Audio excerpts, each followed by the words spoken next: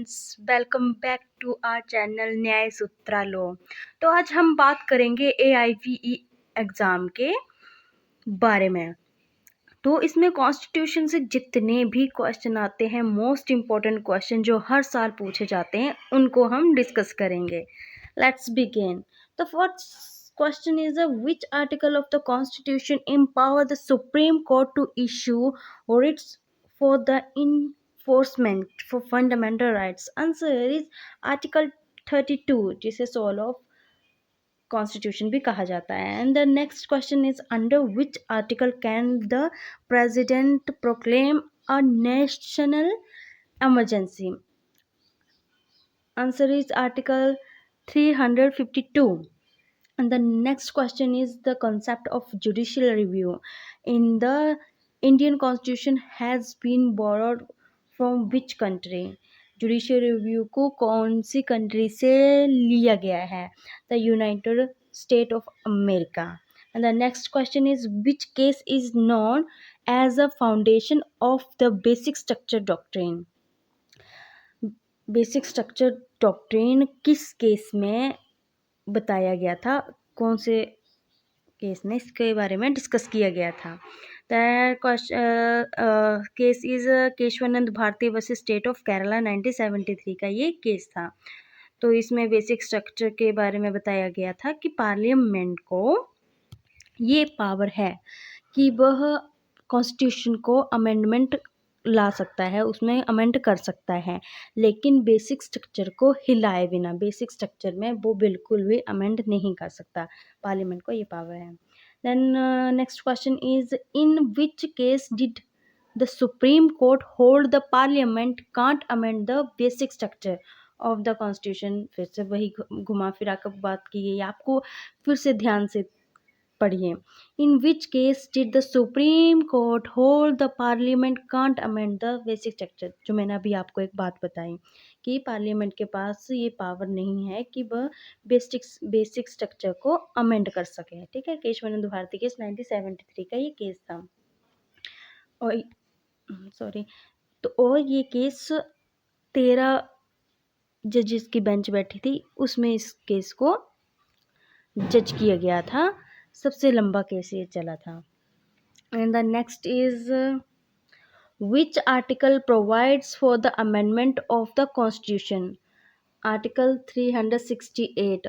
मतलब कि which article provide for the amendment of the constitution? Constitution में कहाँ कौन से आर्टिकल में ये पावर दी गई है अमेंडमेंट करने की, संशोधन करने की? Then answer is article 368. And the next is the term republic in the preamble denote what? The head of the state is elected and not hereditary.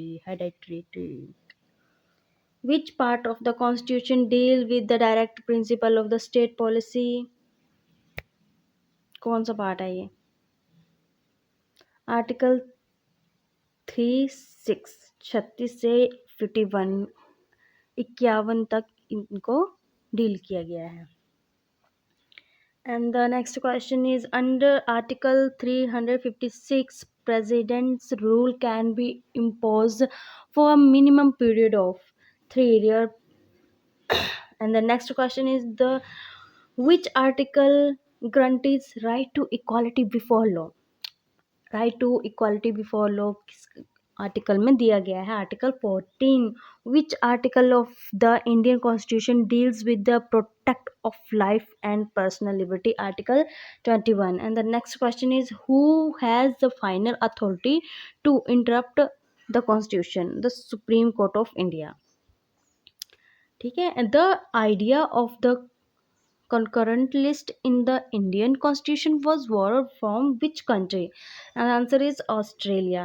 Which schedule of the constitution contains the anti-defamation law? 10th schedule में इसको mention किया गया है. And the next question is what is the minimum age required to be elected as the president of India? 35 year.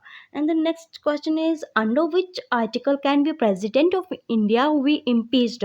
Article 61. Next question is Which article provide for the establishment of the Supreme Court of India? Article 124. Under which article can the governor reserve a will of the consideration of the president? And the answer is Article 200.